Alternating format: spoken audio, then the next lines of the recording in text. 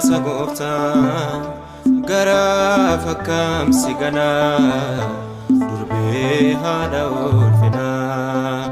kennaa guyyaa jimaataa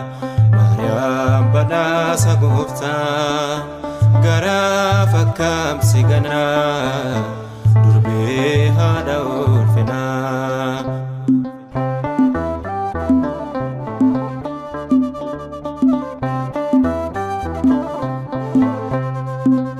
ilmi kee fannoo irratti naan jedhee tun harmee keetii fudhadhee anis kennaa koo Maariyaam haadha ulfinaa koo an ilma isheenis haadha koo hin dagadhu hin ganu ayyoo koo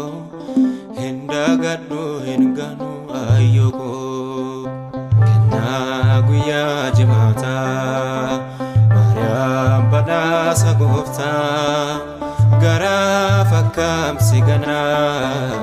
durbee haadha ulfinaa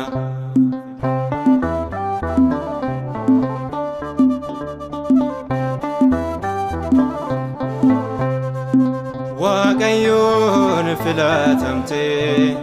ayyaanaan kan guutamtee dubara keessa taatee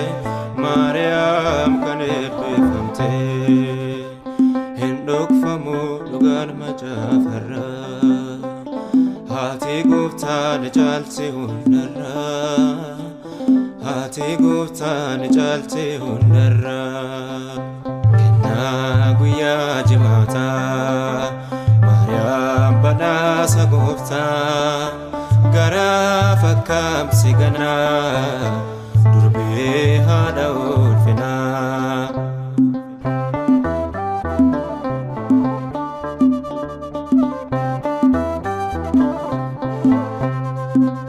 gooftaanoo si wajjine yaa durbee hin sodaatine sin jedhee ergamaan gooftaa ni deessaa mootii moototaa isheenis haadha koo hin dagadhu hin ganu ayyoo koo hin dagadhu hin ganu ayyoo koo kennaa guyyaa jimaataa Maariyaam badhaasa gooftaa gara fakkaamsi ganaa durbee haadha ulfinaa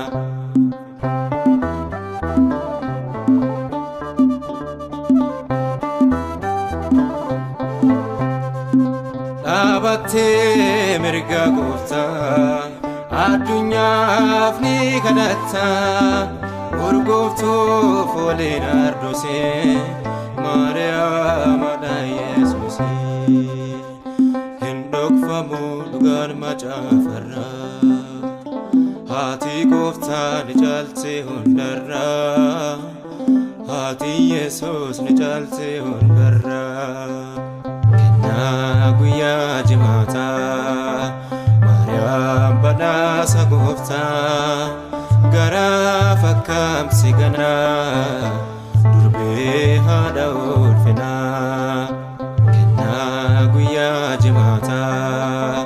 Maariyaam badhaasa gooftaa gara fakkaamsi ganaa